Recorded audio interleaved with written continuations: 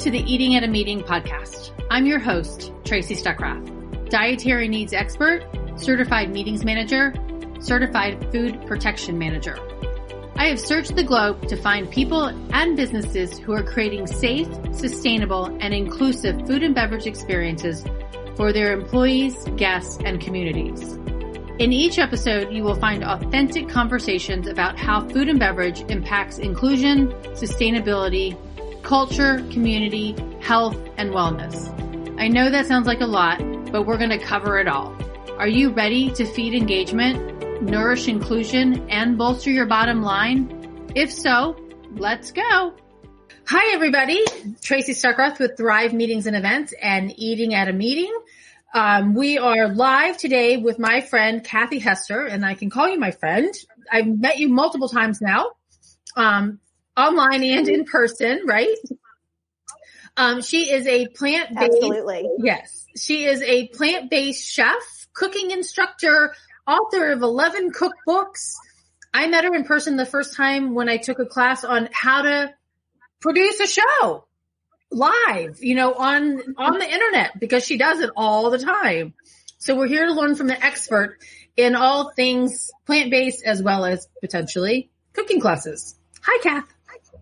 Hey, it's a pleasure to be here. Thank you for inviting me. You're welcome. And we both live in North Carolina. So I got my little North Carolina sign here. Aww, that's so cute. Yeah, I'm in Durham, North Carolina. Okay. And it is getting hot again. So I feel like I don't live in Durham, North Carolina, but yeah, hey. It's kind of crazy. They said it's going to be like the hottest week of the month or the year this week. I think it's just, I'm a fall person. In fact, I'm drinking my little tea out of my Haunted Mansion cup. So I am like Halloween girl. So it's September 1st happened. I'm like, Halloween. So I am very sad that it's warm, but I'm going to start decorating. Well, Target, I'm sure, has the decorations up already for Halloween. I haven't noticed. We do a giant sit-down multi-course dinner party in the past. We won't be doing it. We may be doing it on Zoom, actually. So we may be inviting people from my blogs to come and join in because we decorate the whole house. Wow. That's pretty cool. It is cool. Okay, so we're here today to talk about plant-based eating. And what does that mean? There's plant-based, there's vegetarian, there's pescatarian, there's reducitarian, there's vegan, there's lacto-ovo-vegetarian. Can you talk about it all? Sure. And I always kind of label myself as like the non-judgmental vegan. So okay.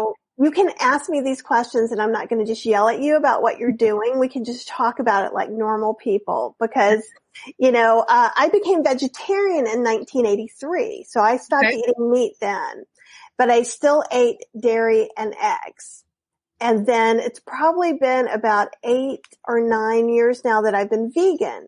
So the difference between vegetarian and vegan is that vegans don't do any kind of dairy, any kind of eggs. There's still no meat or gelatin, things that come from things like that, or fish. Vegetarians will do honey. Vegans do not do honey. And then there's this whole other group. Because people think of vegans and plant-based as being the same thing. Okay. And they have some similarities. So if you're a meat eater, vegetarians and vegans have some similarities, right? Because they don't eat meat. So plant-based people tend to come towards it from health. So there are a lot of heart doctors out there who recommend going meatless and dairyless and eggless for health reasons. So typically plant-based people come from that. And plant-based people don't eat Oreos. Oreos are vegan.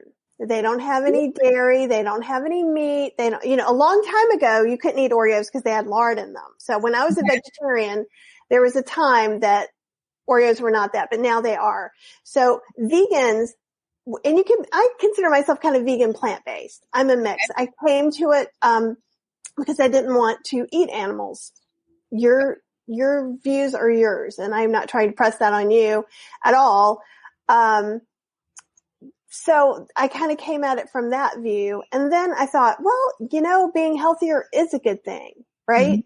And so, cutting out sugar and fat and things like that. So some plant-based people are even on like something called an SOS diet, which is no sugar, oil, or salt. Okay. Again, and that's not everyone. There's variations in vegan and variations in plant-based. But what you'll find is plant-based people are going to eat healthier. So it's very interesting that a lot of the meat alternative burgers right now are being called plant-based because, in fact, people who label themselves plant-based probably wouldn't eat them because they have they're kind of highly processed. They have a lot of oil in them and things like that. They're amazing for transitioning. They're amazing when you're in the middle of nowhere and it's, do I eat French fries again or can I have a veggie burger, right? So again, no judgments on that either. So that's what you're going to find with vegans and plant-based. And what's interesting is sometimes there can be infighting between the two groups. Completely. And so that's why I like to say that. And in fact, I was at a conference one time that the beef count, I don't know if it was the beef council, one of the beef councils or things we're talking, and we're saying plant-based doesn't mean meatless. Oh. And I'm like, you're stealing a term from that already exists. So you can't do that. So that one did kind of piss me off. I'm okay if you just want to say eat less meat, eat more plant. Because that's not confusing. So sometimes things confuse the issue a little bit. And like with vegetarians back in the day, like back in 1983, some people would not eat eggs or not eat dairy. And that's where you got the sub-vegetarian ones. And there are pescatarians, people who are basically vegetarian but add fish in as well. Right. And all different kinds of things. And I think we have to feel safe to build what's important for us at that moment, because I think a lot of it is adding new foods in, transitioning to new ways of eating and new recipes. And I think as we get older in general, we start thinking more about our health and start to get a little healthier. Yeah. I think we do. And I live with my parents and who are 76 and 78, and my dad's been having some health issues, and the gastroenterologist is like, let's get off of dairy. Let's just try that, right? So we bought the So Delicious. I've been eating the So Delicious salted caramel ice cream bars and the salted caramel ice cream. It's made with cashew milk. Oh my God, it's so good. Yeah, it's not like you would think they were, there's so many things like people, I say this a lot. So if I held out 2 apples to you and I said, do you want this apple or do you want the vegan apple? Everybody's going to pick the not vegan apple. That is so true. That is really true. And I mean, the So Delicious ice cream bars are vegan, and we found a double chocolate, a chocolate with chocolate on it, and then the salted caramel. And then my mom, she bought the wrong kind the other day, but it was the coconut milk one with chocolate. And the two of them are like, these are good. So, and you can even get vegan butter now. Like, and there's different things you can get, but honestly, so if you're transitioning, if your doctor says that you can't have dairy anymore, I think in that transition phase, it's really good to bring in some really yummy things that you may not want to eat every day after that. Like Miyoko's cultured vegan butter is amazing, and you can get it at Trader Joe's. Trader Joe's has a lot of. In a lawsuit? She did just win a lawsuit, and I'm super excited because they wanted to say that she couldn't say it was butter, and there were some other things that were on there. Yeah. But I mean, it's delicious. And so my wife, Cheryl, just has been plant-based for about a year. I mean, and we've been together, I don't know, like 14 years. But you know that. Huh? I know I should know that. I should know when we got married too, but I'm that one. Put it on the calendar, honey. I'll do something nice. But so like having things like Beyond Burgers for people who are trying to eat less meat, because it's still a good way to get those cravings taken care of. And I think cravings are often under-respected. Right? Oh, talk more about that. So as I got older, so I had been meatless since I was 18 years old. Oh, wow. And so in my 30s, I started having these like memory cravings, right? So like I'm from Winston. We had barbecue. I wasn't missing the pork. I was missing the sauces. That makes sense. And so I do a lot of that, like in my cookbooks too, so we get to have these wonderful memory craving foods because it means something to us. I mean, sometimes it also is just stress. Like, I think COVID's brought out a little bit of our stress eating as a population. I know it didn't me. Perhaps there were too many crunchy things and too many ice cream bars in my life there for a while. But I think that it's important sometimes to let yourself have something else. So like if it's a craving, it's something that's important to you, like ice cream. Obviously that was a super smart thing to do. Immediately bring in a substitute that meets all the requirements. Right. And then you're not going to feel like, oh, this is just horrible. It's really not hard to eat vegan or plant-based. Should you make that choice? And I always tell people, because you can make the choice because of health. Mm-hmm. You can make the choice because of moral reasons. You can make the choice because of environmental reasons. And I don't care. I don't care why you made that decision. I just want you to keep it in mind while you're going through this process, because that's what's really going to mean the difference between you succeeding or failing. Well, I love that, because in my sessions when I teach planners on different dietary restrictions, I say there are people like Bill Clinton who go vegan for health reasons. Mm-hmm. Plant-based. And then his buddy Al Gore goes vegan for environmental reasons. Mm-hmm. And then Natalie Portman, I don't know if she knows them or not, but she's vegan for animal rights reasons, right? And so there's a variety of different, but we can't question that. Yeah. Right. Yeah. I would never try to question or and this is where the fighting happens. No, you're not vegan for the right reasons. You're not doing this for the right. Well, no, that's individual reasons. Mm-hmm. I don't care. Whatever my reason is and your reason, you're still meeting my hopeful goals for the future, right? Right. If you go meet, I have people in my blog group, or my private Facebook group who even identify as standard American diet eaters. I only do vegan recipe or vegan plant-based recipes, but I welcome everyone. Everyone can come play in the backyard with us. That's awesome. And I think, and that's inclusion and belonging at the table. And I talk a lot about, eating brings us together. When you sit down and you break bread with people at a table, whether in an event table or your dining room table or your neighborhood picnic, it helps. And we should be welcoming everybody no matter what they eat. And actually, Chanel Jones from the Today Show, and I need to go find the quote from her. It was a commercial today, but they were talking about race, but she said, talking to her daughter, said, "Why I can't do a ponytail like that little blonde girl." And she's like, you can recognize the differences that you have, but know that it doesn't make you less of a person. Mm-hmm. And I think that goes along with this diet, dietary preferences and dietary needs as well. I agree. And just me as a person, like I'm an inviter and includer. Mm-hmm. So like if I'm at a conference, as I'm meeting people, we end up usually in a gang, and if someone's coming to my dinner table and they have some special needs, like I had people that were gluten-free before I had to eat gluten-free. So of course I was going to cook, I'd make gluten-free buns for them if we were going to do, veggie burgers or something like that.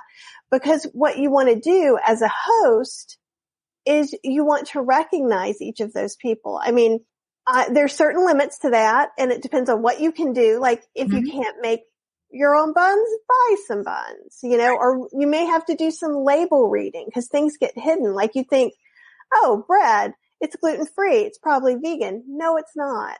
Chances are it is not. It has eggs in it. So you have to look or know a certain brand. But you can do all that research so quickly on the internet now. It's super easy. Yep. And I know that because it's been 2 years almost that I got diagnosed and I have a gluten intolerance. So I don't have celiac. It doesn't kill me or really make me sick, but it makes my joints swell. I have Graves' disease. So I have a little bit of an autoimmune disease. So we were noticing, and actually can kind of, I don't know if you can see from this camera. No, you can't, sort of. There's some places here and here that swell on me. Okay. If I have some weed or if I do things like that, and it's uncomfortable. Okay. And we also noticed that actually we cut my thyroid medicine in half. Really? In half. Because, so my thyroid, Graves' disease usually makes your thyroid overactive. Mm-hmm. And at 19, I drank radioactive iodine. So I've been taking it, which makes it underactive. Okay. So, but before that, I was taking it was like 16 pills a day to lower things. And I mean, I was young. So my heart, I woke up because my heart was beating so fast, something was wrong. Wow. And that was a very long time ago. I'm 55 now. So, and just 2 years ago, she's like, well, maybe if we do this, we might be able to change your dosage. It might be a long time. We don't know. 2 months later, I'm like, I am not right. I don't know what's right. I am angry. I'm hungry. Like, it's just like hungry all the time. And it had been so long. And I talked to someone and I said, I think we need to test my thyroid. And she was like, oh my God. Really? Yeah. And I'm not saying this would happen to everyone, but she thought it could happen and it really did. And to me, that really proved more than, well, it's just a little irritating. Right. Right. And coming off of gluten sucked. Oh, it's very hard. It was not nice. And which is interesting because I've been having gluten-free options in my recipes since the beginning. Okay. So I'm like, well, if it happens, at least I'm equipped. And I was not happy and I was cleaning out my pantry and I got very angry. And I also I'm so tired of cause when you're talking about meetings and things, it's just so disappointing that I get the sorbet or I'm the vegan. So I have the salad with nothing in it. I have a carrot cucumber salad. Yep. And I went to a conference, several years ago and I could eat gluten at that point, but yeah, they'd have a salad and a big slab of cake. Yep. And that's what they had every lunch. And every lunch I had no protein on it or I would have just been happy to have some potatoes on there, something besides lettuce. Exactly. Well, and it's fun. I got my mom and she's probably going to kill me that I'm going to say this, but she made salad the other day and she put croutons on it and Parmesan cheese. And I'm like, why do you need to do that? Put them on the side. And if somebody wants them, they can add them. And I'm like, cause I don't want to pick the croutons out. And I didn't eat the salad cause I'm like, Mom. Right. But, mm-hmm. And people they just don't think. Right. And in fact, I didn't check a label on something, because it was wrapped up into a pack of 5 and it was, Meramite. Okay. The yeast extract. I was like, oh, and then so I finally unwrapped all the bubble wrap and stuff. I'm like, oh, wheat and barley. Oh. Now I have 5 of them to give away as gifts. Or I might just let my joints swell a little bit and put a little bit on toast and taste it first. Okay. Because I was very excited because yeast extract gives such an umami flavor to things. Mm-hmm. And that's my allergy is yeast. All yeast, including nutritional yeast? Well, I don't like the flavor of that. And I know it adds that cheese flavor to vegan dishes, right? And I don't care for that flavor. So I wonder if it's that you're a little bit allergic to it, if that might do it. Cause I will tell you too, the evolution of my taste buds. So I remember eating vegan cheese, and vegan cheese is a different deal now. And if you're just for anyone, if anyone is just wanting to dip their toe, try Miyoko's. It costs as much as a really nice fine cheese because it is like a fine cheese. And I actually had it at parties and people were like, there's a nice one in ash and herbs and there's a smoked farmer's cheese. There's they're really good. I don't know how much of that is with nutritional yeast, but I don't think they all are at all since they're cultured for the flavor. But I remember getting some gravies or some cheese sauces that were vegan and I was like, this is nasty. Well, and there's a couple of conventions that I've been to and you go and you find the vegan products and a lot of them are getting certified vegan, but a lot of it's junk food. And even the vegan products have 25 to 30 ingredients in them. And I don't want to do that. When I'm eating that way, I eat 9 ingredients or less and ones that I can say, not a bunch of malarkey. Right. And there's something to say, like, so I agree with you. Yes, a lot of the products that are coming up now are like, I think of them again as transitional products. Like, Okay. and I like me some hippies every once in a while. I get the little bags because all bags are single serving bags, right? True. You know, so I get a little bit of the crunch and the goodness, but of course I don't want to eat a whole meal of those, but it is nice every once in a while. And you can crumble them on salads. You could do some stuff, you know, they're gluten free and they're vegan. And what was the name of that again? Hip peas. Okay. I mean, there used to be a thing called Tings, Tings. Uh-huh. And they're by the people who do Pirates Booty. And they are the most magical things ever. They're like Cheetos, like the fried Cheeto ones. Uh-huh. They're better than all the rest, but they're almost impossible to find. We found them in Florida at a weird food co-op on vacation. And so we bought 4 vacation bags. It's like you would have thought we bought like, you know, a big thing of vodka for vacation. Because everybody we were with had food allergies. I just posted the wrong product. Oh, did you? Is there something? Yeah, that's actually a hair product for kids. Where did it go? Hippie. Okay, yeah, I found the right one. Like peas, like the thing that you eat. Well, no, the other one is spelled, this other one has a dash in it. So here's the right one. Okay. And it's kids' hair products. Don't eat the kids' hair. Let's don't eat that. Yeah. Let's just say no. Right. But I think one of the things you can do, so actually I made a barbecue spice blend. I make a lot of spice blends, and spice blends do have a bunch of ingredients to it. So I wanted it to taste a lot like Wise barbecue potato chips, because that's what I grew up on in Winston-Salem, was that particular barbecue flavor. And it has a little brown sugar in there. It has dried tomato powder. It's really yummy. And my friend Chef AJ, who has an even more restrictive diet, so they don't do any sugar or any salt, but sometimes they can use date sugar, so you could put some date sugar in there instead. You can leave the salt out entirely. And usually my blends have it optional, because I'd rather have a really intense spice blend and then add the salt later. Okay. So you can really up it as far as you want. So like if you're making some Cajun dish and you're using Tony Chachere's and it's salted, you can only go so far, right? Mm-hmm. But if you're using a unsalted Cajun spice and then that, you really can kick up those flavors. Because a lot of times, especially people coming from the health side, they're like, okay, we're going to eat whole food plant-based. And that means I can have cooked grains, I can have tofu tempeh, beans, I can have vegetables. And that's what they'll put on their plate. The end. Right. And I'm like, let's make a cauliflower queso to go on top of there. Or let's make a barbecue seasoning blend that we can sprinkle on it. So even if you want to keep your meals very simple, you can still allow yourself the enjoyment of flavor on these nutritional things. I love that comment, because flavor is what enhances the food.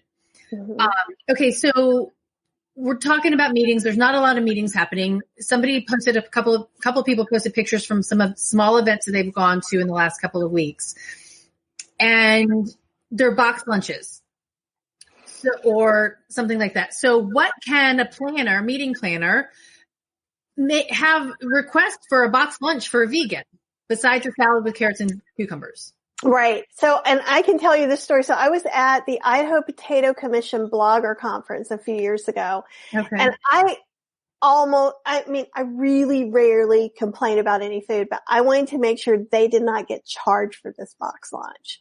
That's how horrible it was. Oh, wow. They literally gave me bread with one tiny piece of tomato and one piece of lettuce. That's what I got.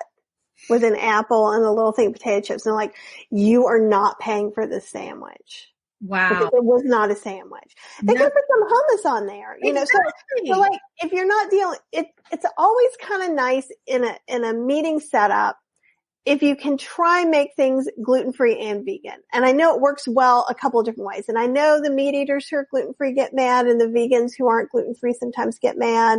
I was one of them. Now I appreciate it more. But like if you could get it on gluten-free bread or to have two options, that would be great.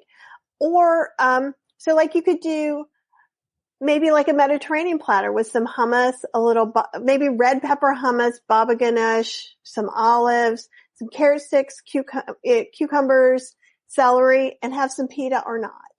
Okay. Or have it wrapped where I could take it out, or I could grab some extra veggies. That's awesome. And no one complains. Vegans are made out of hummus. That is what we live and breathe, and you cut us and we bleed out hummus. So it is the best and easiest default, and it's inexpensive. Okay. So speaking of that, just hummus, my favorite hummus right now is Trader Joe's horseradish hummus. And I know I could make it, but it's only $2.99. There's no shame in buying things. So even when I talk about things, I'm like, I have all the recipes where you can make everything homemade, but you can buy it. If you have a favorite, use it. And right now, I think it was Trader Joe's dill pickle hummus. Oh, wow. That had some flavor to it. And so, I mean, literally, if you're a meeting planner and maybe you have 4 vegans, you could go to Trader Joe's and just pick up a few things, even if you wanted to bypass some of the catering things and just have a little mini. Worry about your food and beverage minimum. Yeah. Yeah. I'm not saying only instead, but like, let's say 2 out of 30 people, if they can do it, fine. But if they don't pay them to not do it. Right. Oh my God. So true. Yes. So I have no problem. And I know most places are really awesome, but if they make a mistake and I can't eat, you shouldn't pay for that.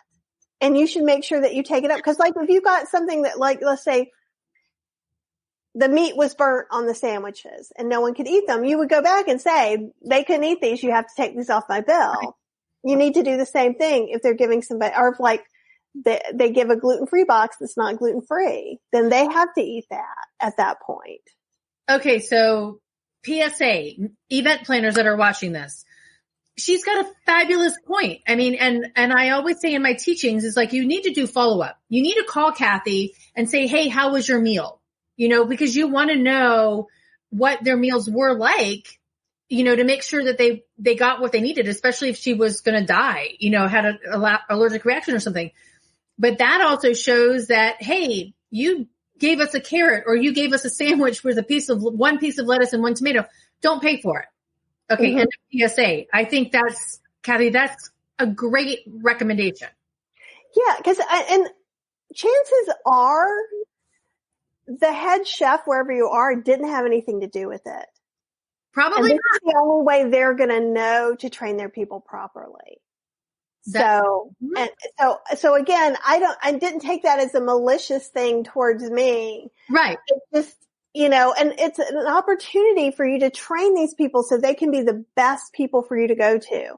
The person I was talking about that has, you know, a more strict diet, Chef AJ, she was doing a thing at a hotel, had it catered. So they do something SOFAS free. So it's for very specific people. So not only do they do vegan, no sugar, salt, oil, avocado, nuts, seeds, tofu, alcohol. There's a whole no flowers whatsoever. And she was able to successfully have them do that for 4 days, all meals. So if she can do that, they can do this. So it does take more effort on the planner's part. So I will say that.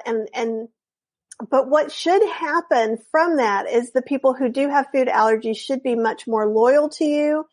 You should also be talking to the chefs you're working with and making sure that you're letting other people know how allergy friendly they are. Yeah. You know, because, because the more they understand how everything works and how it's going to bring them more business to do this, the more open they're going to be to that. Yep. You preaching. Thank you very, very much. So there was a Facebook user that posted just before we got online, and I love this. 17 United Nations Sustainable Development Goals. Kathy's efforts of plant-based are examples of what individuals can support them. So no hunger, good health, and reduced inequalities. I'm going to post the links to each one of those, so you guys can see what those are. But the UN Sustainable Development Goals are a 30-year goal until 2030 to reach these different platforms, and there's 17 of them. But plant-based eating impacts those 3 goals in and of themselves. So I think that's awesome.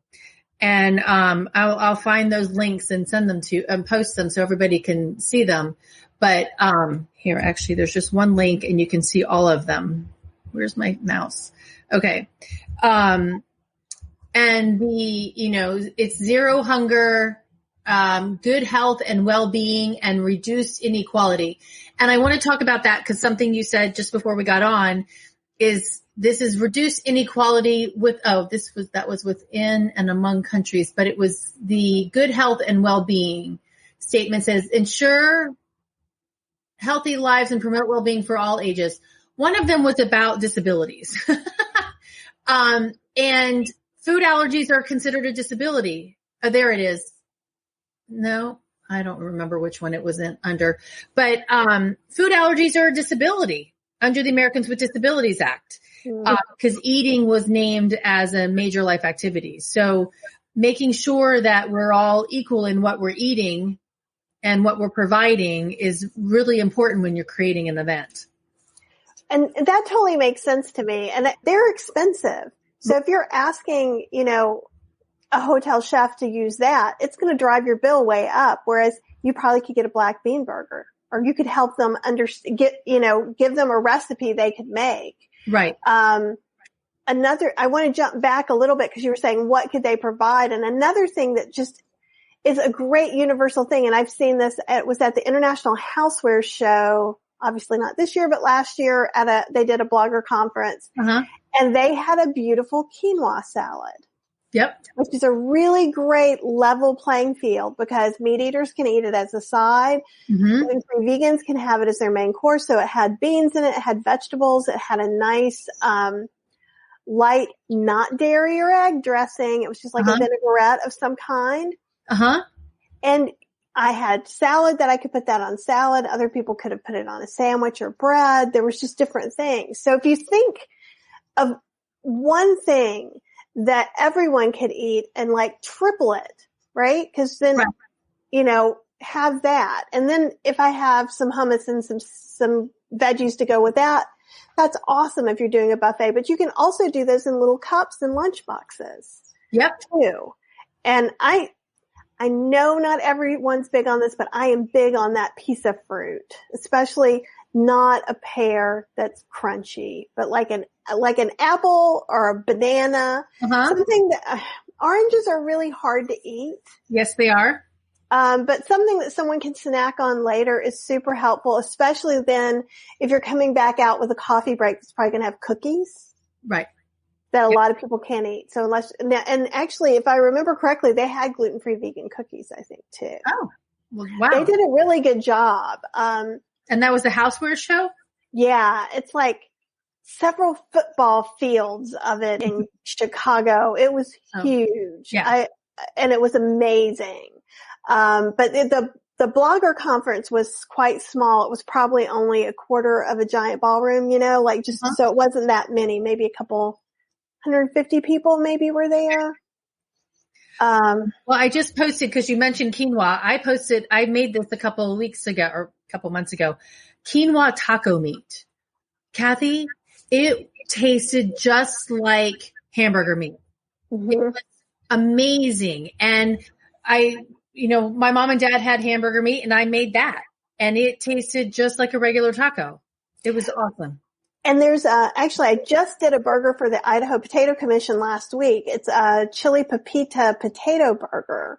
And if you go to healthyslowcooking.com, you can get it. All the things on Healthy Slow Cooking are not slow cooking. It's just, that's how it started out 10 years ago. Okay. That's a hard one for people to get, but everything's vegan. But basically you cook some, and it's super inexpensive, talking about kind of leveling the playing field. It uses some dried guajillo chilies, but if you go to a Hispanic market near you, or they even have them at Harris Teeter, which is our high-end grocery store, and Food Lion, they're usually $3 a pound or less. use a couple of those, boil it up with the potatoes, puree that, use a can of black beans, lots of spices, some ground flaxseed. Mm-hmm. And then I put in some pepitas. Most people I have found aren't allergic to pepitas, but if you were allergic for some reason, you could use another seed, or you could you could use a nut, or you could just add some extra flaxseed in instead. Uh-huh. But it adds a really nice crunchy kind of texture in there. They're super easy to patty out and you can freeze them up. Uh-huh. So you could do something like that, or even probably present a recipe like that, because whatever it's going to cost the hotel to make it, they're going to make money. They're going to make money on them. And that's, there was a pastry chef I was talking to, oh my gosh, last year, and they had two vegan, and I've told the story before. So 2 vegan guests in the hotel for 3 days, and they couldn't eat in any of their restaurants. And so they did hey, we need to do something. And so now, and he was having so much fun doing vegan and gluten-free pastries so that those 2 customers and everyone else like them could stay into the hotel and enjoy. Just kind of, I guess you could assimilate it to companies who put company cafeterias in to keep their employees in the building. Right. And I mean, if anyone needs an example, use Disney. There's not a place on Disney that you can't go and get something allergy friendly. Yep. No place. Yep. And they will go to extremes. And actually, if you go to the little ice cream parlor, you can get vegan ice cream, and they actually don't have it in there. They have it a different place. They go into the other place where it's completely allergy proofed. Right. So that no scoops get reused or anything like that. So to me, I think Disney's made themselves kind of a gold standard of allergy service. And if they can do it, there's no reason other places can't do some of it. Right. I don't need, personally for me, because I'm not going to die if a scoop was on dairy and not, but there are people it could very well injure to do things like that. Mm-hmm. And I think also having a conversation, an open conversation on what are your dietary needs, because lots of times I've been able to check vegan, but not gluten-free. Doesn't help. And there was another conference that I won't mention the name. They tried to be super friendly, but usually they were doing things where they were like food trucks. Yep. And it didn't tell you what was what. So there's 500 people trying to line up for this. And I don't know if I'm lining up for something I can eat at all. And most of the time it was either vegan or gluten-free. Right. And it was really all the time. Yep. Right. And I know that, a couple of people didn't come back to that conference because they were like, I can't eat. I mean, luckily there were places around that we could eat, but the last time they did it, they tried to be a little more careful. Mm-hmm. So there were still some places that I think when you don't have those allergies, it's hard to understand. Yes. And so also, one thing I will say is if somebody doesn't ask me what my dietary requirements are, I assume that I've got to bring my soy milk in the morning. Mm-hmm. But if you ask me and I tell you I'm vegan and I'm gluten-free, I expect some kind of non-dairy milk. Yeah, and there's a couple of hotels that I went to beginning of the year or the end of last year, and they had the milk or they had the cream near the coffee, and they were all 3 of them were in the silver canisters, but the labels were on the table. So you and I could pick up our bottle or the different ones that we were going to use and then put them down, and we put them down behind the wrong sign. And then another property did it where it was written on the actual canister, which keeps it from becoming an issue if somebody drinks the wrong one. But you do have to ask those questions in advance and plan for that. But so one hotel, and we're over our 30 minutes, but, the one hotel charged me $60 to have soy milk at the convention because $60 a gallon. And I'm like, it's at Whole Foods on sale right now for, $3, $4. So can you just go to Whole Foods and buy it? They're like, nope, we have to buy it specifically from our vendor. I'm like, and then another property, the breakfast, the vegan breakfast was $40 and the regular breakfast was $20. I'm like, what are you using? I'm like, I don't understand. And they were like seitan and making these really fancy vegan dishes. And I'm like, and a lot of times they're going to be using stuff like Beyond Sausage. Right. And I mean, Beyond Sausage is expensive as a consumer. You get 4 like bratwurst sort of things for $9. I mean, it's not a cheap product. Right. But the thing is I think that people think it has to be all one or the other. And it can be easier. And I think that has to do with you knowing what to order. I mean, ordering a tofu scramble and maybe having, asking if they could do like tempeh bacon. Right. Instead of doing like Beyond Sausage. I think that changes the game a lot. And I think if they'll work with you on recipes, like for instance, I have actually in every book I have a different sausage recipe. And as I love talking about flavors, like I love flavors and sausage is one of them.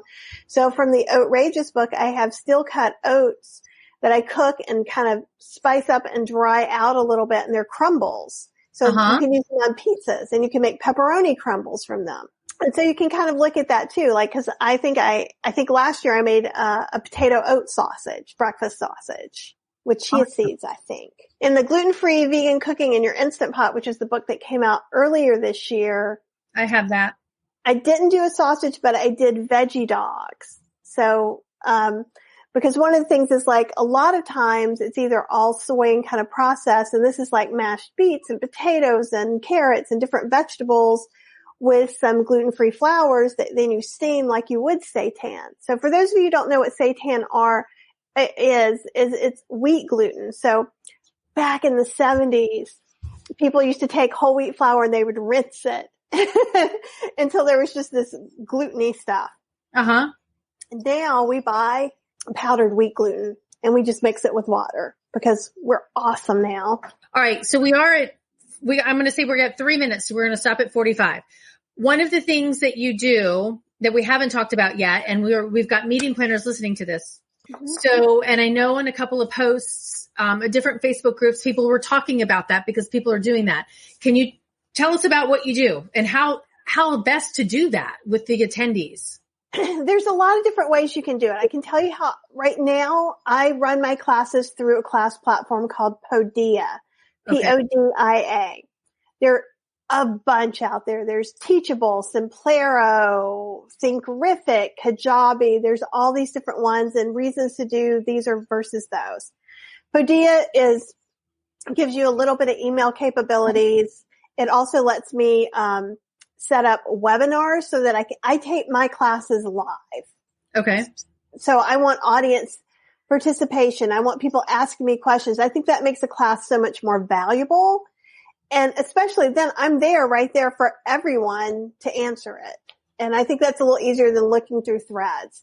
So, I can hook that up through Podia. I schedule it ahead of time. People pay through Podia.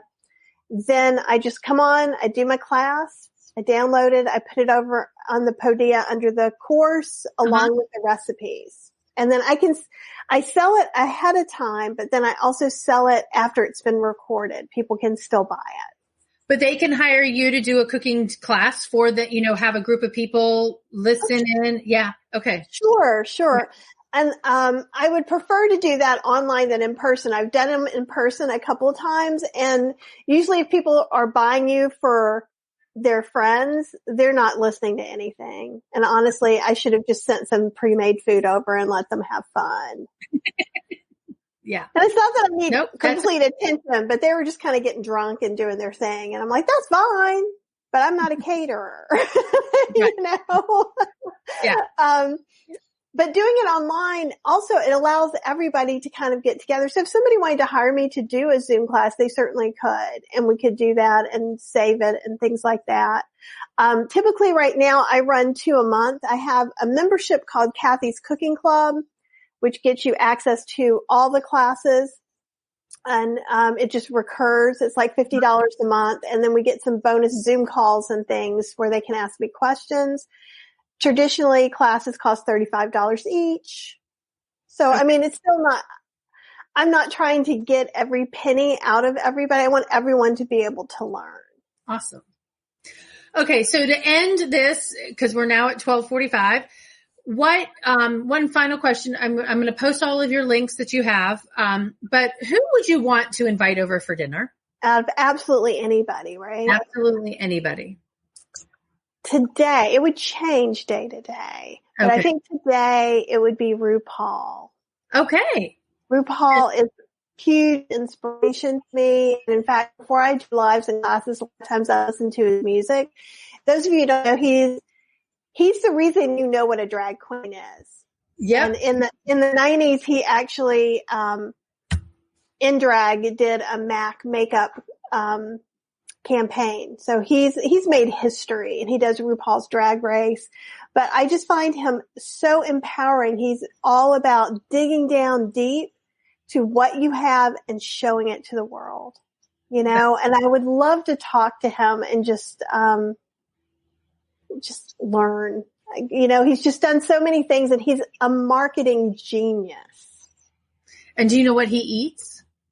I don't know what he eats, but I'd feed him something really tasty. I do know he's from Georgia originally, so I think I can handle that. Yeah. Okay. Cool. Well, thank you so much. I hope everybody got a lot out of this. And Kathy, we need to do something together and to teach more of this stuff about veganism, plant-based and vegan cooking. So I look forward to collaborating with you some more. Oh, I would love to do that. And just a quick note before I forget is that also, if you guys are interested in starting to do live video yourself and trying to do some of that and you haven't, if you go to kathyhester.com, if you sign up for the newsletter, I give you a little cheat sheet on how to go live on Facebook on your phone so you can get started. And I teach some live video classes too. So, and I took your class in person and I loved it. And this is pre-COVID, of course. So yeah, I learned a lot. I hope as a student, I'm doing okay. You're doing great. Thank you, Kathy. Okay. And, that's a wrap, everybody. Thanks for tuning in to Eating at a Meeting, and Kathy Hester, author of 11 cookbooks and the, healthysslowcooking.com. Oh. Yeah. HealthySlowCooking.com and PlantBasedInstantPot.com are my food sites. So you're welcome to try some recipes there. You'll see vegan isn't so bad. All right. Thanks. Until next time. Thanks for listening to the Eating at a Meeting podcast, where every meal matters. I'm Tracy Stuckrath, your food and beverage inclusion expert. Call me and let's get started right now on creating safe and inclusive food and beverage experiences for your customers, your employees, and your communities. Share the podcast with your friends and colleagues at our Eating at a Meeting Facebook page and on all podcast platforms. To learn more about me and receive valuable information, go to tracystuckrath.com. And if you'd like more information on how to feed engagement, nourish inclusion, and bolster your bottom line, then visit eatingatameeting.com.